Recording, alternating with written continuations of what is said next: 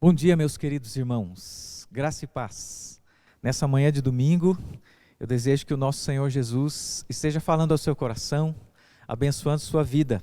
Esse domingo que é um domingo muito especial para todos nós, quando nós homenageamos as nossas mães. Então, para você, mamãe, você que é a mãe, um feliz Dia das Mães. E eu quero convidar você para nós, abrindo essa escola bíblica dominical, irmos para o texto que está na primeira carta de Paulo a Timóteo, capítulo 2, o verso 15, e lermos o seguinte versículo. Diz assim a palavra do nosso Senhor: Todavia, será preservada através de sua missão de mãe, e se ela permanecer em fé e amor e santificação com bom senso. Nós olhamos para este texto aqui, um texto que tem ensinamentos teológicos e profundos, que vai falar a respeito da missão de mãe. E hoje eu gostaria de deixar uma mensagem especial para você que é mãe, observando a importância que a palavra de Deus dá para esse ato, que ao mesmo tempo é tão singelo e comum, mas também tão grandioso e especial, que é a missão de mãe. O texto vai nos mostrar aqui que a missão de mãe, ela é mantida por causa do Evangelho. Em primeiro lugar, nós vemos o homem lá errando diante de Deus, mas quando o homem e a mulher deveriam receber a pena de morte ali e não existir mais, Deus vem e Deus renova a sua misericórdia e faz a promessa do Evangelho. E o Evangelho, então, é prometido que o descendente da mulher, ele viria e ele esmagaria a cabeça da serpente, e então, esse que viria, que nós sabemos é o nosso Senhor Jesus Cristo, ele acaba com as obras das trevas e do diabo. Então, a missão de mãe, ela foi mantida pelo Evangelho, mas ela também foi mantida por causa do Evangelho. Quando nós olhamos a promessa lá atrás, quando Deus fala com a serpente, depois já de ter falado com o homem e a mulher, nós vemos Deus fazendo a promessa do descendente, que é o nosso Senhor Jesus Cristo, que ele seria o descendente da mulher. E nós, depois de acompanharmos toda a história bíblica, nós vamos ver Jesus Cristo sendo gerado pelo Espírito Santo de Deus no ventre de Maria. E através do nascimento de Jesus, então nasceu aquele que trouxe a salvação e que trouxe a restauração de todas as coisas. E a outra coisa que o texto diz para nós a respeito da missão de mãe. Primeiro diz que a missão de mãe ela foi mantida pelo Evangelho. Em segundo lugar, ela foi mantida por causa do Evangelho. Mas em terceiro lugar, a missão de mãe só pode ser bem sucedida na dependência do Evangelho. Porque o texto vai dizer aí: todavia será preservada através de sua missão de mãe, se ela permanecer em fé e amor e santificação com bom senso. Nós sabemos que se Deus não operar no nosso coração essas qualidades, em primeiro lugar, a fé. E aqui não se está falando de uma fé de acreditar em qualquer coisa, mas está se falando na fé salvadora, a fé no Senhor Jesus, e o conjunto da fé que nos é ensinado através de toda a revelação bíblica. E isso só pode ser compreendido se o Evangelho chegou até essa mãe para que ela possa crer e assim caminhar em amor, santificação e com bom senso educar os seus filhos no caminho do Senhor. Isso só pode ser fruto do Evangelho. Então, olhando para essa missão tão especial, nós gostaríamos de nessa manhã parabenizar você, mãe, você que juntamente com Deus participa de uma atividade tão especial de trazer um ser humano à vida. Um ser humano que ele vai nascer ali, Deus e a mamãe estão juntos ali, porque Deus assim fez, e essa pessoa ela viverá para sempre.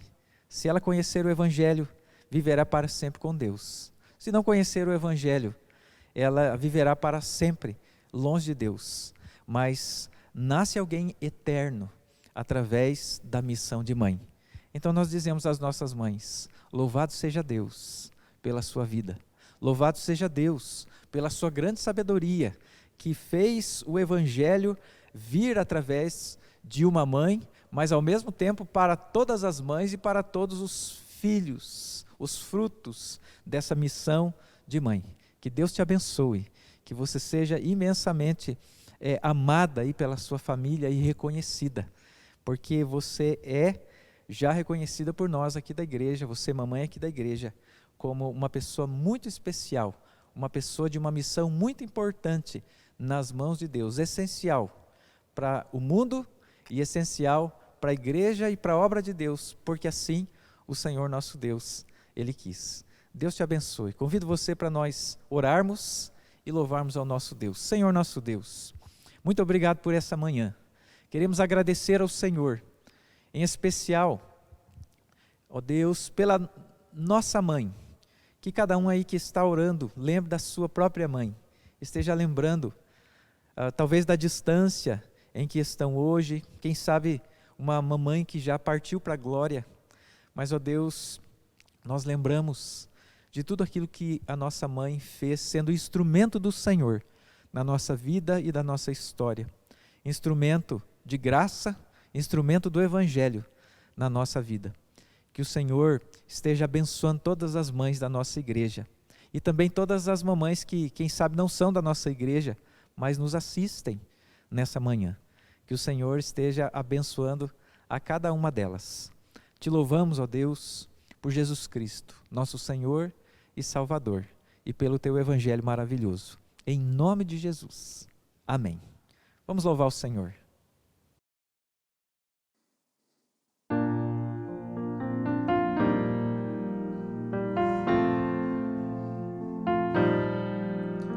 Recebi um novo coração do Pai, coração regenerado, coração transformado, coração que é ensinado por Jesus, como fruto deste novo coração. Eu declaro a paz de Cristo, te abençoo, meu irmão, preciosa é a nossa comunhão.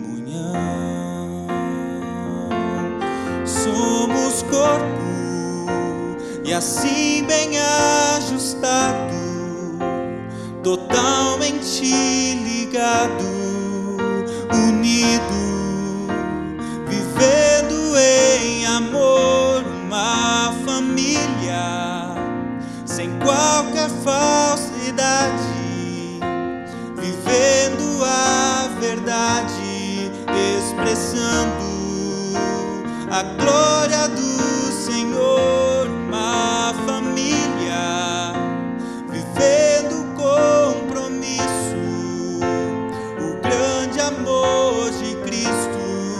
Eu preciso de ti, querido irmão, precioso és para mim, querido irmão.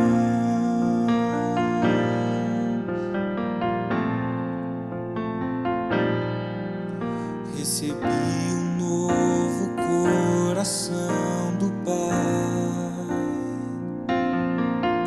coração regenerado, coração transformado, coração que é ensinado por Jesus, como fruto deste novo coração. Eu declaro a paz de Cristo, te abençoo, meu irmão, preciosa é a nossa nossa comunhão. Somos corpo e assim bem ajustado, totalmente ligado, unido, vivendo em amor, uma família, sem qualquer falsidade, vivendo a verdade, expressando a glória do Senhor, uma família, vivendo o compromisso do grande amor de Cristo. Eu preciso de ti, querido irmão, precioso és para mim, querido irmão.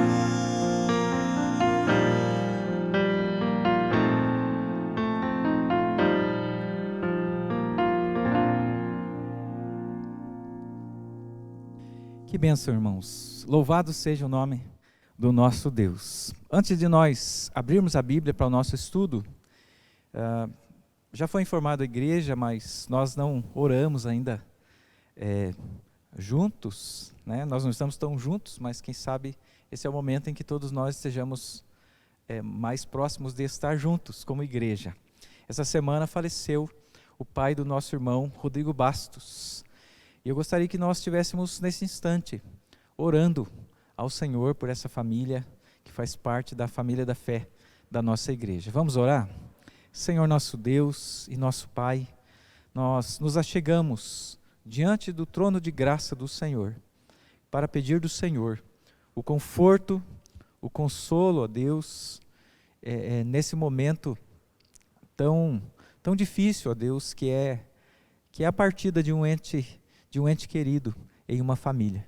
Que o Senhor esteja abençoando a vida do Rodrigo, a vida da sua esposa, seus filhos, de toda a sua família, nesse momento em que ele perde o seu pai. Que o Senhor seja com eles, seja também com a nossa igreja, nesse momento em que nós nos entristecemos junto com os irmãos diante do Senhor. Em nome de Jesus. Amém. Amém.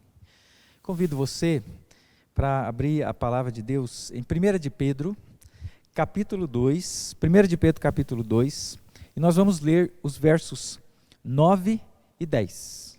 Diz assim a palavra do nosso Deus: Vós, porém, sois raça eleita, sacerdócio real, nação santa, povo de propriedade exclusiva de Deus, a fim de proclamardes as virtudes daquele que vos chamou das trevas para a sua maravilhosa luz. Vós sim, que antes não erais povo, mas agora sois povo de Deus, que não tinhais alcançado misericórdia, mas agora alcançastes misericórdia. Amém. Vamos orar. Senhor Deus, tua palavra foi lida e nós buscamos, ó Deus, o ensino do Senhor para o nosso coração.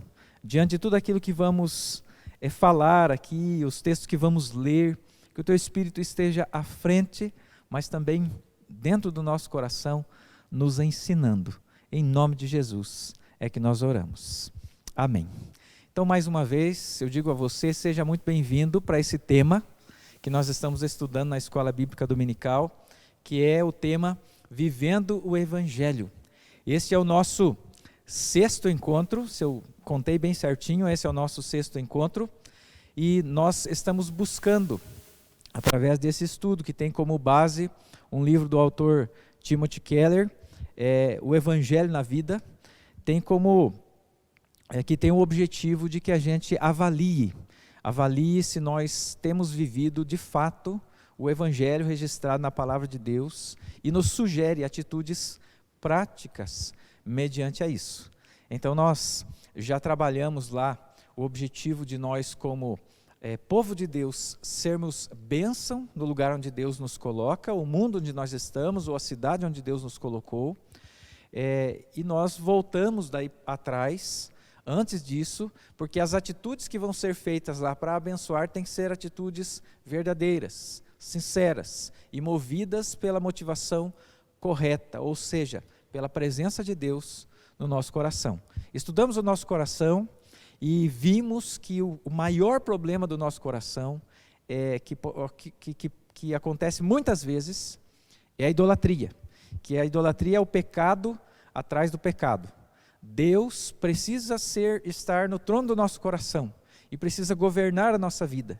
Se Deus está no trono do nosso coração, governa a nossa vida, a nossa identidade é preservada, o nosso propósito de vida, ele é o propósito que Deus criou para nós, e aí a nossa felicidade, ela vem justamente de conhecermos a Deus e vivermos para Deus, não de circunstâncias que podem nos deixar mais ou menos felizes. Mas quando outra coisa, outro Deus está sentado no trono do nosso coração, qualquer que seja, esse outro Deus, ele passa a governar a nossa vida.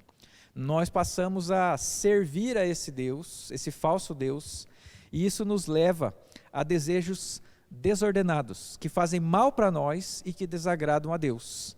E isso nos leva também a emoções problemáticas, porque os desejos desordenados, eles são para satisfazer o falso Deus que está em nosso coração, mas as coisas não funcionam de acordo com o Deus que está no nosso coração. Elas funcionam de acordo com o Deus Criador. E agindo da maneira que agimos contra Deus, os seus propósitos, a sua vontade, nós vamos ficar frustrados. Ao contrário do que se pensa, né?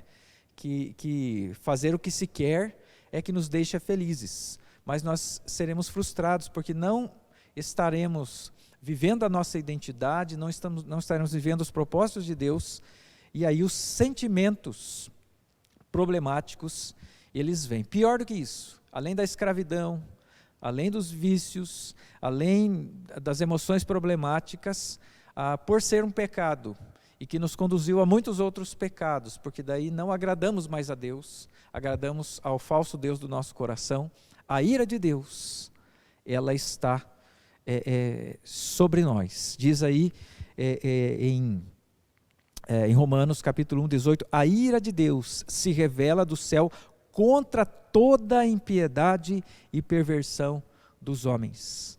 Lá em Êxodo 24, nós vamos ver o alerta que Deus dá contra aqueles que caem no pecado da idolatria, dizendo assim: porque eu sou o Senhor, teu Deus, que visito a iniquidade dos pais nos filhos, até a terceira e quarta gerações dos que me aborrecem.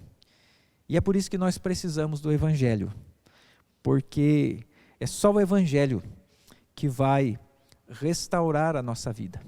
É só através do Evangelho que Jesus vai passar a ser o centro da nossa vida. Na verdade, Jesus ser o centro da nossa vida é o Evangelho, porque a Bíblia vai dizer que para que nós sejamos salvos, nós precisamos confessar a Jesus como nosso Salvador e também como nosso Senhor. Tirar os deuses falsos do trono do nosso coração, e Jesus precisa governar. E assim nós, pelo Evangelho, ficamos livres da ira de Deus, nós somos libertos da escravidão trazida por aquele falso Deus que nos governava e pela nossa carne, e é também através do Evangelho que nós somos restaurados. A obra que Jesus fez na cruz, ela está restaurando todas as coisas, mas o primeiro a ser restaurado é aquele que recebe Jesus no seu coração. Uma restauração começa a acontecer. A nossa identidade é restaurada, o nosso propósito de vida é restaurada, e a nossa fonte de alegria e felicidade é restaurada, porque ela é Deus, e nós então viveremos verdadeiramente felizes. Mas aí, depois que nós vimos tudo isso, nós vamos passar para um outro nível agora, hoje. Nós vamos falar hoje sobre a comunidade cristã, que recebe muitas vezes o nome de igreja, que nada mais é que a reunião daqueles que conheceram o Evangelho e que agora são chamados para viverem juntos, em comunhão, adorarem a Deus e se alegrarem nele, porque é o mesmo Deus que todos adoram, e também abençoar a cidade. Só que aí nós não podemos esquecer, né, já dizia Lutero, que sempre que nós colocamos um falso Deus no nosso coração é que nós não confiamos no Evangelho. E que em muitos momentos, daí esse povo reunido, não no mesmo momento, mas de repente é um lá, sou eu aqui, um Deus falso pode subir ali no meio da comunidade e as dificuldades elas podem surgir. Nós não vamos tratar desse assunto hoje, na semana que vem provavelmente a gente vai tratar como é que a gente vai lidar conosco, tendo essas dificuldades no meio do povo de Deus. Hoje nós vamos tentar olhar para a palavra de Deus e olhar o que a Bíblia diz a respeito da comunidade cristã. Lembre-se, nós estamos querendo viver o Evangelho integralmente, de coração, na comunidade em que vivemos, ou igreja em que vivemos, e na cidade. E agora nós passamos a falar sobre a comunidade. Então nós vamos ver aqui uma teologia da comunidade cristã, que nada mais é, sempre que falarem teologia de alguma coisa, a tradução é bem simples. A tradução é a seguinte, é o que a Bíblia diz a respeito desse assunto. Essa é a teologia sobre alguma coisa, né? Então, nós vamos olhar para a Bíblia, o que a Bíblia diz a respeito de comunidade cristã. Nós vamos tratar de duas coisas apenas nessa manhã. A primeira delas, o que é uma comunidade cristã, e a segunda coisa é quais são as práticas para a construção de uma comunidade cristã. E aí nós estamos com o texto da Bíblia aberto em 1 de Pedro, capítulo 2, versos 9 a 10, e o texto vai dizer aí, vai dar vários sinônimos, mas ele tem duas coisas que ele repete aqui no texto, que definem o que é uma comunidade cristã. No verso 1 nós vamos ler lá, vós porém sois raça eleita, sacerdócio real, nação santa, e aí vem uma fala aqui, povo de propriedade exclusiva de Deus.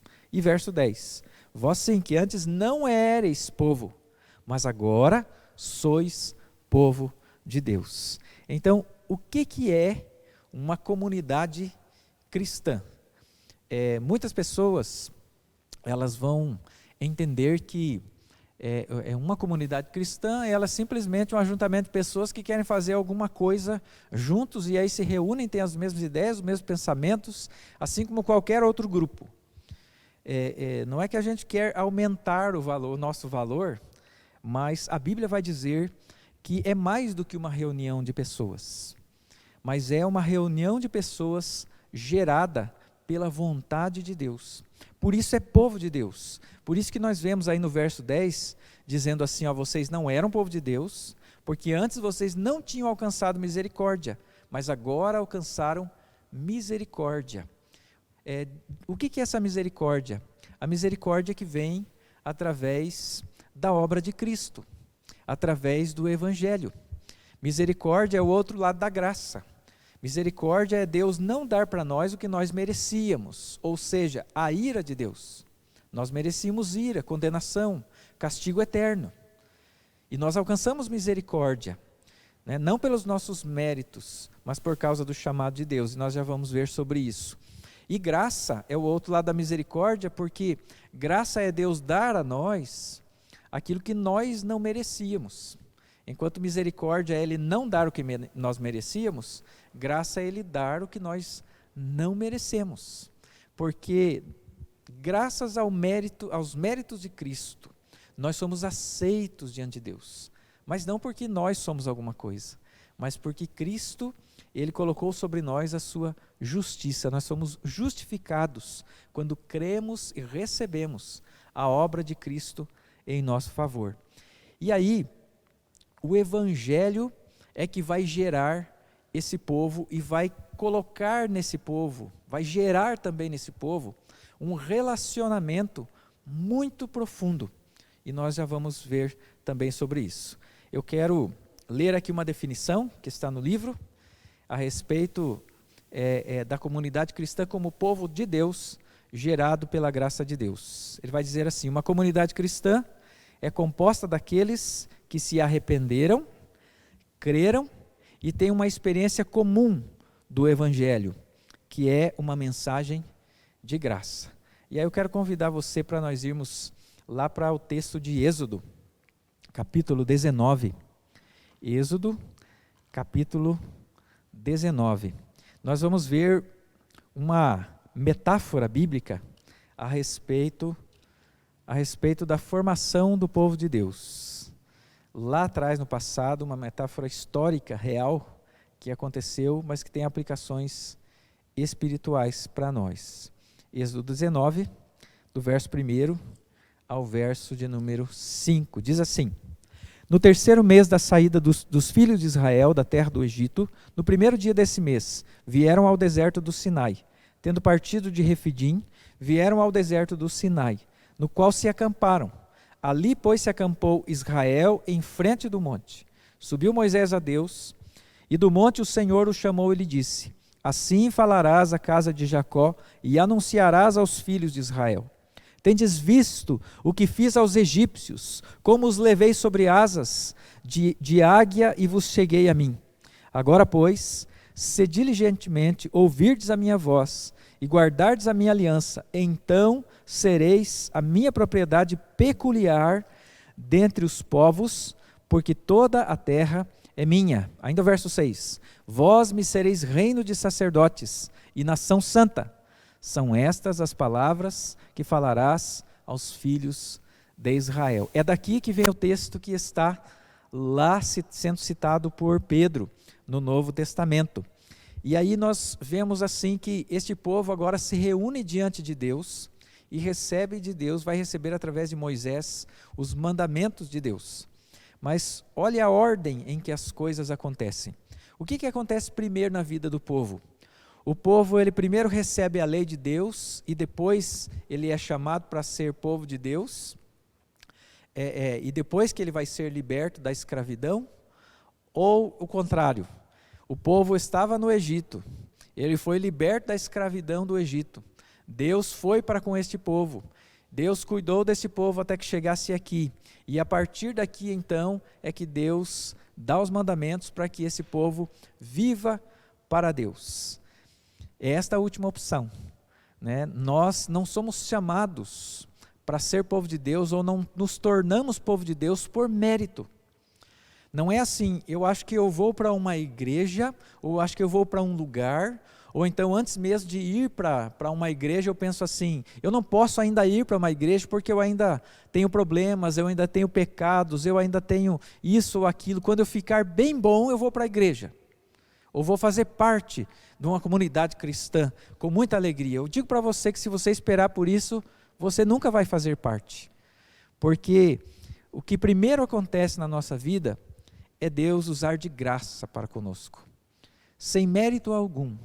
Deus nos chamar em Cristo a salvação, assim como Deus libertou aquele povo e só depois disse para esse povo como é que ele deveria viver, assim também é conosco.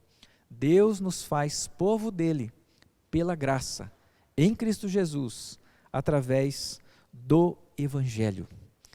E aí, ele vai nos colocar juntos como povo dele. Então nós vimos que nós somos fruto do Evangelho e de uma ação de Deus em aproximar cada um daqueles que são comunidade cristã dele. E agora nós vamos ver por que nós temos um relacionamento profundo uns com os outros. Isso está lá em Efésios capítulo 2, os versos 13 e o verso 19. Se você tiver tempo, você pode ler todo esse capítulo. Nós aqui não vamos ler por causa do tempo. Efésios, capítulo 2, versos 13 e 19. Diz assim a palavra do nosso Deus. Verso 13. Mas agora, em Cristo, vós que antes estáveis longe, fostes aproximados pelo sangue de Cristo. Aproximados de quem? De Deus, e aproximados dos outros irmãos. E verso 19. Assim, já não sois estrangeiros e peregrinos, mas concidadãos dos santos. Vocês fazem parte de todo aquele povo na face da terra, que foi aproximado em Cristo Jesus para viver diante dele. Vocês foram aproximados por ele, pelo sangue de Jesus. E aí vai terminar dizendo assim, que vocês são e sois da família de Deus. Então, quando Deus nos chama, Deus nos aproxima dele e nos aproxima daqueles outros a quem ele tem chamado. E a Bíblia vai dizer ainda, em Efésios capítulo 4, versos 3 a 6, que essa comunhão que existe entre nós, que somos chamados pelo Evangelho em Cristo Jesus, ela é um relacionamento que é gerado também não por nós, não porque a gente vem para a igreja e aí começa a amar o irmão, mas porque Deus, ele coloca essa comunhão no nosso coração.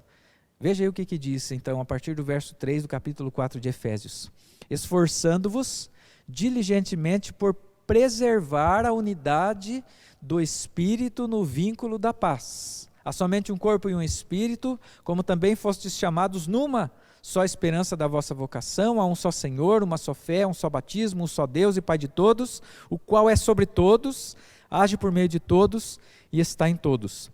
Veja que o texto ele não vai dizer assim, olha, se esforcem diligentemente para gerar a unidade do Espírito. A palavra de Deus nunca diz isso, mas a palavra de Deus diz assim, esforcem-se diligentemente por preservar a unidade do Espírito. Quem é que gerou essa unidade? O próprio Espírito Santo de Deus. Em que momento?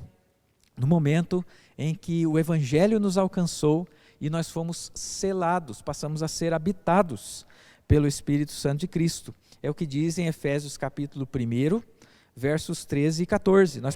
Nós podemos ler assim: em quem também vós, falando de Jesus, depois que ouvistes a palavra da verdade, o evangelho da vossa salvação, tendo nele também crido, fostes selados com o Espírito Santo da promessa, o qual é o penhor da nossa herança até ao resgate da sua propriedade em louvor da sua glória. Então, o que é a comunidade cristã? O que é uma igreja? Tira a ideia do templo ou da denominação, mas o que é a igreja que a Bíblia revela para nós? É um povo gerado pelo Evangelho, é um povo gerado pela graça de Deus, foi um povo gerado pela obra do Pai, do Filho e do Espírito Santo, que não apenas aproximou esse povo do Senhor Deus, mas que aproximou também esse povo daqueles, cada indivíduo que conheceu o Evangelho uns dos outros, e colocou em nosso coração já um relacionamento entre nós, um relacionamento de irmãos. Nós vamos ler depois em vários textos, para nós preservarmos o amor fraternal. O que é o amor fraternal? Hoje a gente usa para outras coisas, mas originalmente, na linguagem, lá no tempo bíblico, amor fraternal é o amor de irmãos. Nós somos irmãos de Cristo, e irmãos uns dos outros com Cristo. Então, a comunidade cristã é o povo gerado por Deus, através do Evangelho. A segunda coisa que nós vamos ver aqui a respeito do que é a comunidade cristã, é que a comunidade cristã, ela é o corpo de Cristo. Ou então, a outra imagem é uma família.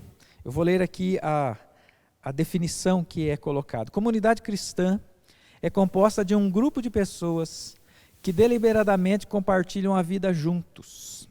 E aí a ideia desse compartilhar a vida juntos é uma ideia não só de uma amizade que surge, mas de um laço que é inquebrável e que, além de tudo, nos faz interdependentes uns dos outros. Nós dependemos de Deus, Deus não depende de nós, mas nós dependemos de Deus.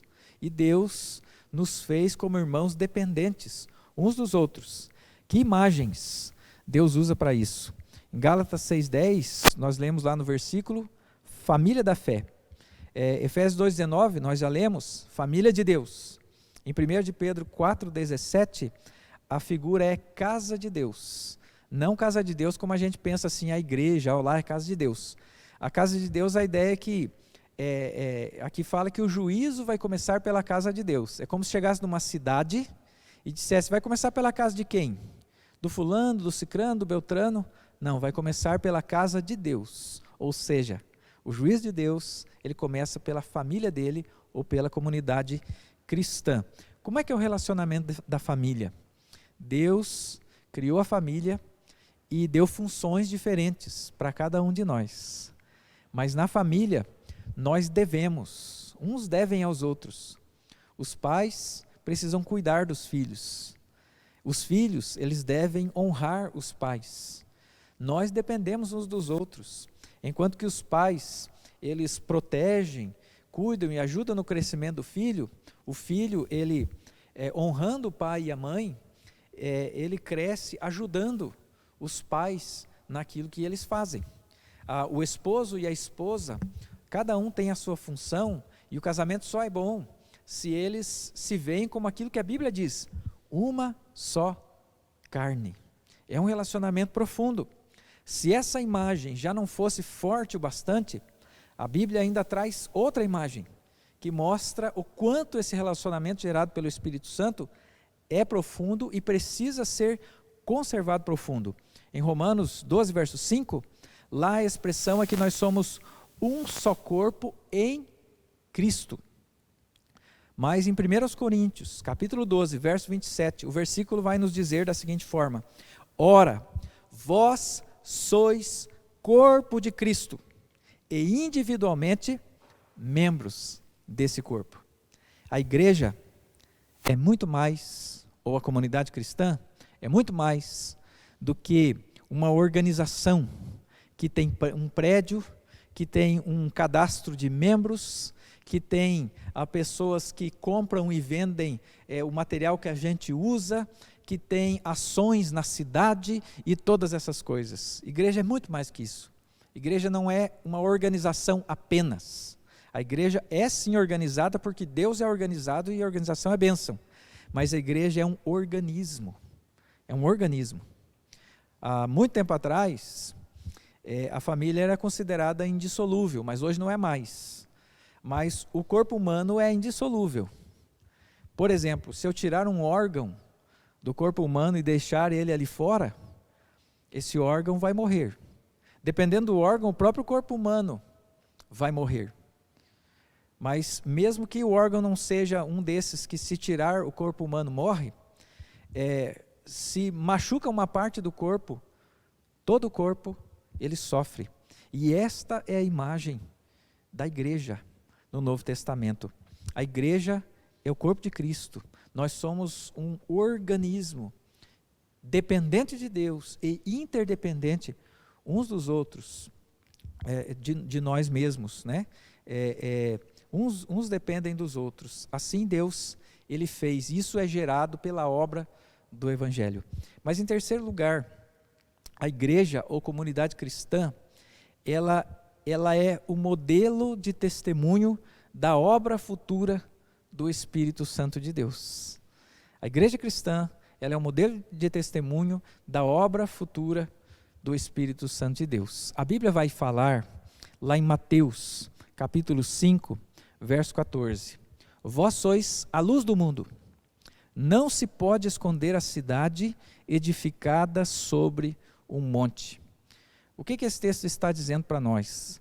Jesus, ele está dizendo assim: ora, se vocês são de fato filhos de Deus, se vocês são de fato igreja, se vocês são de fato comunidade cristã, se há em vocês conversão, e vocês fazem parte do reino de Deus, então não tem jeito. Vai ser perceptível aquilo que acontece na vida de vocês como indivíduos, mas muito mais, na reunião de vocês como povo de Deus. Porque Deus no passado usou Israel para ser luz para as nações, e agora ele tem chamado a igreja para ser essa luz para as nações. Mas como é luz e Jesus compara isso como uma cidade edificada no monte, isso não pode ficar escondido. Isso aparece, e isso precisa aparecer. Isso que foi gerado pelo Espírito Santo de Deus e que nós fomos chamados a viver, ele precisa ser um testemunho para as outras pessoas. O que acontece quando o Espírito Santo passa a habitar em nós e nós vivemos de acordo com aquilo que o Espírito Santo prescreve na sua palavra? Lembre que nós não vamos obedecer a palavra para fazermos parte da comunidade cristã, mas como fomos salvos, conhecemos a Deus, agora queremos viver para Ele, e vamos viver segundo os seus caminhos. Quando nós estivermos vivendo segundo os seus caminhos, Deus, pelo Evangelho, e a palavra de Deus faz parte do Evangelho, Deus, Ele vai nos fazer viver hoje já promessas, ou parte de promessas, que se cumprirão apenas na restauração total de todas as coisas. E a igreja é um vislumbre. É lógico que perto daquilo que será, quando todas as coisas forem restauradas, é um vislumbre daquilo que Deus faz para com aqueles a quem Ele chama, a quem Ele ama. E nós somos esse povo que precisa sim revelar a glória de Deus às outras pessoas e revelar aquilo que Deus tem feito. Sobre isso, Efésios capítulo 1, versos 9 e 10 diz assim: desvendando-nos o mistério da sua vontade, segundo o seu beneplácito que propusera em Cristo, de fazer convergir nele todas as coisas, tanto as do céu como as da terra. O texto gêmeo, ou a carta gêmea, a Colossenses, vai dizer que todas as coisas, tanto no céu quer na terra, estão sendo restauradas em Cristo Jesus. Efésios 1, 13 e 14 nós já lemos, que diz que nós estamos selados pelo Espírito Santo e que é o penhor, a garantia, até o dia do resgate da propriedade, em louvor da sua glória. E aí nós vemos em Isaías capítulo 1,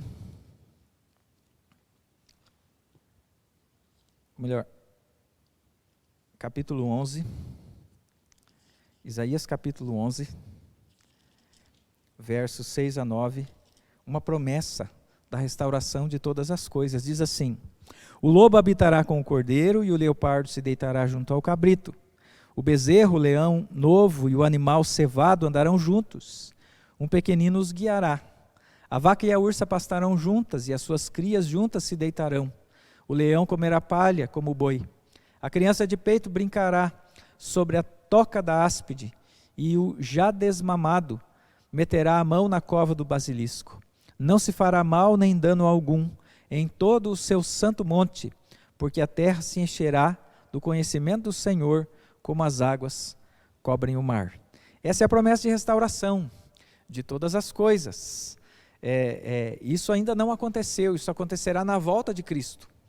Mas nós já experimentaremos o conhecimento de Deus cobrindo a vida da igreja e da comunidade cristã. E nós vivendo de acordo com aquilo que o nosso Senhor Jesus e que o nosso Deus está fazendo. Nós já experimentaremos, já estaremos experimentando a restauração de Deus a partir do momento em que nós conhecemos o Evangelho de nosso Senhor Jesus. Então, o que é a igreja? O que é a comunidade cristã? É um povo gerado pela graça de Deus e junto com essa geração do povo, uma das coisas que foi gerado para nós sermos esse povo é a comunhão que existe entre nós, gerado pelo Espírito Santo de Deus. De forma que agora nós somos um corpo. Nós temos uma dependência uns dos outros. E a nossa missão é proclamar, como nós lemos lá em 1 de Pedro 2, versos 9 e 10, as virtudes daquele que nos chamou das trevas para a sua maravilhosa luz. Isso a gente faz pregando o Evangelho, mas principalmente, como é o tema nosso aqui, vivendo o Evangelho. Lembra das dificuldades lá com a idolatria? Agora nós vamos ver aqui as práticas que são graça de Deus, que deve ter o povo de Deus, que vão enfatizar tudo isso que nós vimos. Quais são as práticas de construção dessa comunidade. Como a gente já comentou, não é que a gente vai nós formarmos essa comunidade, mas a graça de Deus, através da ação do Espírito Santo, nos envolve nesse processo de restauração contínua. Assim como nós, quando conhecemos o Evangelho, somos considerados justos, mas somos colocados num processo de santificação, a igreja também, ela é essa comunidade gerada pelo Espírito Santo de Deus, é povo de Deus, mas ao mesmo tempo está sendo feita povo de Deus. Deus trabalha salvando pessoas e edificando pessoas no meio dessa comunidade cristã, e essas pessoas que foram salvas, que estão sendo edificadas, elas vão buscar ser bênção, glorificando a Deus e abençoando a todas as outras pessoas, mas principalmente, nós vamos ver algum texto aqui, a palavra da fé. Então, quais são as práticas de construção dessa comunidade cristã, pensando no primeiro ponto, de que é um povo de Deus que é gerado pelo Evangelho. Nós precisamos afirmar na vida do outro a graça que nos faz povo de Deus. Nós vemos lá em Tiago 5, verso 9, que nos diz o seguinte: irmãos, não vos queixeis uns dos outros, para não serdes julgados. E Romanos 12, verso 10, amai-vos cordialmente uns aos outros, com amor fraternal, amor de irmãos, preferindo-vos em honra uns aos outros. O que esses versículos, eles nos ensinam? Que nós devemos afirmar a qualidade, as habilidades e os dons do outro. Então, ao invés de nós fazermos o seguinte, de nós termos medo, de nós termos a inveja do outro, ao invés de nós ferirmos o outro, nós devemos ver e considerar o outro sempre que ali a graça de Deus habita e está gerando coisas que vêm de Deus. Então, ao invés de, por causa do nosso senso de autopreservação e também do nosso coração pecaminoso, eu pensar assim mal do irmão, sem achar assim, eu acho que o irmão está pensando isso, eu acho que ele está fazendo aquilo, eu acho que por causa disso ou daquilo, alguma coisa. Eu vou olhar para o irmão como alguém que foi comprado pelo sangue de Cristo, e alguém que se ama a Cristo, ele está disposto a abençoar a todos que estão à sua volta. E na dúvida, a gente trata ele assim, e não reclamando, não desconfiando, mas tendo confiança no nosso irmão. E aí nós podemos pensar a respeito dos nossos irmãos, por exemplo, em que áreas que ele está crescendo ou fazendo progresso. Nós podemos pensar também e olhar quais são os talentos e dons que Deus deu para essa pessoa, e ver também e considerar o tamanho do sacrifício que essa pessoa muitas vezes está fazendo para fazer parte de algum projeto na obra de Deus, e reconhecer essas coisas. E nós, daí, ao invés de termos medo do nosso irmão, nós vamos amar a ele com sinceridade. A outra coisa que nós podemos afirmar da graça acontecendo na vida dos nossos irmãos é a igual importância que nós temos. Nós somos iguais perante Deus. Nenhum de nós foi convidado para fazer parte da comunidade cristã porque tinha alguma coisa a dar a Deus. Muito pelo contrário, todos nós somos necessitados da salvação e daquilo que Deus ele tem para nos oferecer. Isso está lá, e daí Romanos vai dizer para nós o seguinte, sobre uma dessas práticas: portanto, acolhei-vos uns aos outros, como também Cristo nos acolheu para a glória de Deus. Como é que Cristo nos acolheu? Por graça. Nós éramos inimigos de Deus, nós não merecíamos nada, mas Cristo nos acolheu com os braços abertos. 1 Coríntios, capítulo 12, verso 25, diz assim: para que não haja divisão no corpo, pelo contrário, cooperem os membros com igual cuidado em favor uns dos outros. O nosso cuidado para com os outros não deve ser, eu vou cuidar mais desse e menos daquele. Mas nós precisamos buscar ter esse cuidado para com todos. 1 de Pedro, capítulo 5, verso 5, tem uma expressão lá: cingivos todos de humildade.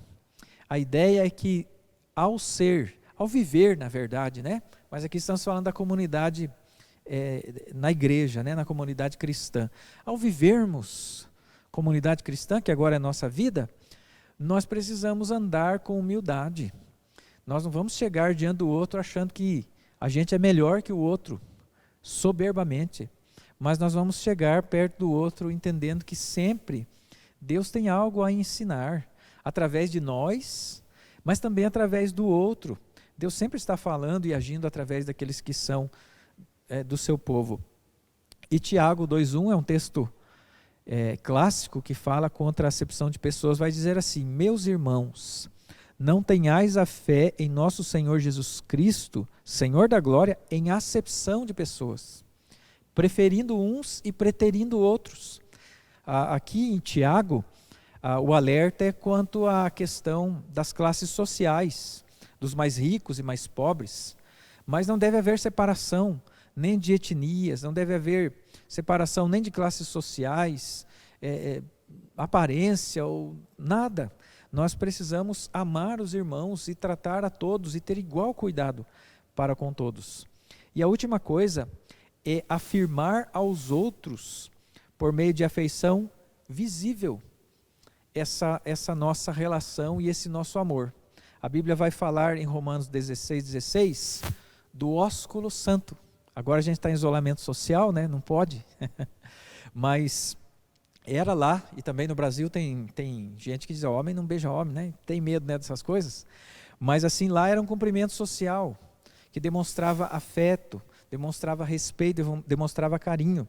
Tiago 1,19 vai dizer que nós temos que ser prontos para ouvir e tardios para falar, ou seja, precisamos mostrar atenção para com o nosso próximo, temos que estar disponíveis àqueles que estão ali ao redor, mas nós temos que mostrar isso, porque às vezes a pessoa sai da igreja e diz assim: ninguém deu bola para mim, né? Mas você mostrou que ama a pessoa, você mostrou que tem um carinho pela pessoa. É preciso demonstrar isso. Tiago 4, verso 32, vai dizer assim que nós devemos ser benignos, que é a mesma coisa que bondosos, né, e compassivos. Qual que é a ideia de compassivo? É a ideia de compaixão. Não é assim, a pessoa erra, eu já chego lá cobrando o que ela fez. Mas olhar como Jesus olhou para nós. O que está envolvido nesse erro? O que levou essa pessoa? Por que ela está passando por isso? Nós precisamos nos colocar no lugar, não que a gente vai passar por cima do pecado, mas mesmo quando a pessoa pecou, nós precisamos ter compaixão, ajudar a levantar, como Cristo fez conosco. 1 Tessalonicenses, capítulo 13, verso 12, vai nos dizer: e o Senhor vos faça crescer e aumentar no amor uns para com os outros e para com todos. Em Tessalonicenses, Paulo estava dizendo aqui que ele tinha ouvido e que era sem dúvida que o amor deles era notório. E aqui ele diz assim: olha, que Deus faça aumentar ainda mais. Então, esse amor demonstrado de um para com os outros, né? Não vamos deixar o nosso irmão sozinho no meio da igreja. Nós precisamos demonstrar que nós nos importamos, que nós amamos o nosso irmão. Então nós devemos afirmar essas coisas, afirmar o quanto essa pessoa é importante para nós, através das nossas atitudes, afirmar nossa igual importância em Cristo e afirmar os seus dons, seus talentos. A segunda coisa é com relação à família, a nossa interdependência. Né? Nós precisamos compartilhar. Enquanto que no primeiro a palavra era afirmar, agora nesse segundo a palavra é compartilhar. O que nós devemos compartilhar com os nossos irmãos? Compartilhar nosso espaço, nossos bens e nosso tempo. A palavra de Deus já falou conosco a respeito de amor fraternal, que é amor de irmãos, né? E irmãos, eles têm que dividir, né? Principalmente as crianças têm que aprender a dividir o brinquedo, dividir as coisas. Nós precisamos aprender a dividir as coisas que Deus nos dá. 1 de Pedro 4,9 vai dizer para nós sermos hospitaleiros uns para com os outros, receber as pessoas em nossa casa, abrir espaço para elas. E Gálatas 6, verso 10, que vai dizer: enquanto tivermos oportunidades, façamos o bem a todos, mas principalmente os da família da fé. Aquilo que a pessoa está precisando, seja atenção, seja o nosso tempo, seja um espaço, seja uma cesta básica, seja um alimento, um lugar para ficar, que a gente possa estar demonstrando isso. A outra coisa que nós precisamos compartilhar é as nossas cargas e os nossos problemas. A gente gosta que alguém venha e compartilhe conosco o meu problema. Mas nós precisamos estar prontos a ir até o outro e saber como ele está. Gálatas 6, verso 2, tem uma expressão lá: levai as cargas uns dos outros. 1 Tessalonicenses, capítulo 5, verso 11, vai dizer assim: edificai-vos, consolai-vos uns aos outros. Duas ordens. O consolo é quando? É quando a gente precisa, sofreu alguma dificuldade, está triste, está abatido, precisamos que alguém nos ajude. E a outra é edificação. Então eu estou precisando de ajuda, seja no conhecimento, seja na vida espiritual, naquilo que a gente perceber que a pessoa precisa crescer, que nós possamos ser aquele que ajuda. E Hebreus capítulo 3, o verso 13, vai nos dizer: exortai-vos mutuamente. Há um erro muitas vezes sobre a palavra exortar, a ideia de chamar atenção, mas a ideia mais forte na palavra exortar é encorajai-vos uns aos outros, encorajai-vos mutuamente. Nós precisamos perceber as pessoas que estão desanimadas e compartilhar as necessidades e os problemas uns dos outros, ajudar nas cargas. E a última coisa que nós precisamos compartilhar com os irmãos são também as nossas convicções, as nossas experiências e a nossa espiritualidade uns com os outros. E aí nós temos alguns versículos. Colossenses capítulo 3, o verso 16, vai dizer assim: olha, instruí-vos e aconselhai-vos mutuamente. Então durante a vida, enquanto a gente está servindo a Deus na obra da igreja, ou mesmo em coisas que não são dentro da igreja, mas que são obra de Deus, porque toda a nossa vida faz parte da obra de Deus, nós estarmos dispostos a ensinar pessoas que precisam aprender, ou aconselhar a respeito de algumas coisas, com quem que vai casar, e tantas coisas assim. Efésios 5, verso 19, vai dizer sobre a vida na igreja e as maneiras de nós aprendermos uns com os outros. Falando entre vós com salmos, entoando e louvando de coração o Senhor, com hinos e cânticos espirituais, juntos, cantando uma mesma música, lendo o mesmo texto, ouvindo a mesma palavra. É um pouco disso que a gente tem tentado fazer através das transmissões, nesse tempo que a gente não pode se reunir, estar juntos nesse sentido de ouvir a mesma palavra. Romanos capítulo 12, o verso 16, vai dizer assim: tende o mesmo sentimento uns para com os outros. Então eu não tenho que me sentir maior do que o outro, mas também não tenho que me sentir menor do que o outro. Nós temos que nos sentir como aqueles que Cristo está fazendo uma obra na nossa vida. E por último, aqui nessa parte do compartilhamento, último texto, 1 Coríntios 1:10, que vai dizer: rogo-vos, irmãos, pelo nome de nosso Senhor Jesus Cristo, que faleis todos a mesma coisa, e não haja entre vós divisões, antes sejais inteiramente unidos na mesma disposição mental e no mesmo parecer. Não é que a gente não pode ter opiniões diferentes, mas diante das divergências, nós precisamos chegar a um ponto comum que é aceito por Deus pela sua palavra e seja abençoador para toda a igreja, para toda a comunidade.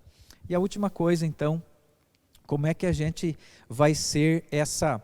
Já vimos como é que a gente é um povo de Deus, a gente afirma aquilo que a graça está fazendo, como é que a gente interdepende de nós, a gente compartilha as coisas que Deus coloca na nossa vida, e como é que a gente é uma expressão da obra do Espírito Santo, agora, daquilo que Deus quer fazer no futuro, é através do serviço. Nós servimos uns aos outros. Primeiro, através de prestação de contas. Tiago 5 vai dizer assim: confessem os seus pecados uns aos outros.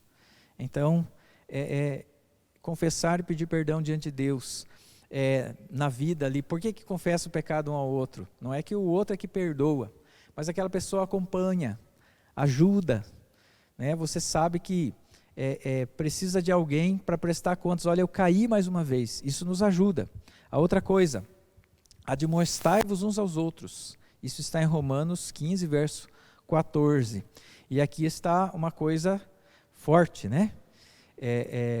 Admoestar, sim, quer dizer confronte. É preciso confrontar, mas também é preciso saber ser confrontado. Nós servimos das duas formas, porque às vezes ao sermos confrontados é porque a gente não está servindo direito. Mas nós servimos ao outro confrontando, porque se deixarmos ele ir em direção ao abismo e não avisarmos, ele cairá lá. Nós precisamos confrontar o irmão em amor. E o último texto, Efésios 4, 25, que diz assim: fale a verdade com o próximo. E aí Romanos, capítulo 12, vai dizer também que nós devemos amar ao próximo sem hipocrisia. Então, aquilo que nós falarmos para o próximo precisa ser verdade. Se alguém chegar para você e disser: você tem uma coisa contra mim, você não pode dizer não, se lá no seu coração você tem. Você precisa falar a verdade. Você precisa dizer a verdade e aí precisa fazer o tratamento. Então nós precisamos servir aos outros através da prestação de contas.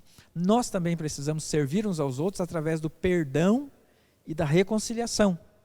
Efésios 4, verso 2, vai nos dizer assim: andai com humildade e mansidão, com longanimidade, suportando uns aos outros. Então aqui a ideia, até antes um pouco do perdão, né? Como é que você fica quando você sabe que tem que conversar com alguém, ou que você tem que perdoar ou pedir perdão? É difícil, né? Mas ele diz aqui como é que a gente se porta. A pessoa fez alguma coisa para nós, a gente tá bravo. Aqui diz longanimidade, um ânimo longo, calma, respira, vai conversar com mansidão, não com ira, suportando-vos uns aos outros. Na verdade aqui não é aguentando o que a pessoa faz, não é isso não. É sendo um suporte. Esse momento vai ser um momento de conserto, de restauração, de reconciliação. Colossenses 3, verso 13 diz também: perdoai-vos mutuamente uns aos outros, caso alguém tenha motivo de queixa contra outrem. Então é assim, você está se queixando de alguém, não reclame para as pessoas, vai lá e converse. Diz aqui, caso você tenha reclamação contra alguém, o que faz? Vai lá e pede perdão. Gálatas 5:26 vai dizer: não provoquemos a ira e não invejemos os outros. Nós devemos provocar e nem invejar os outros. Na verdade aqui não é provoquemos a ira, né? Não provoquemos só. A ideia da criança que está com um brinquedo e mostra para a outra e diz: eu não te dou, né?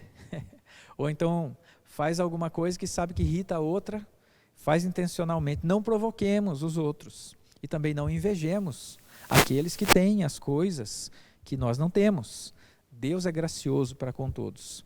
Tiago capítulo 4:11 vai dizer: não faleis mal uns dos outros.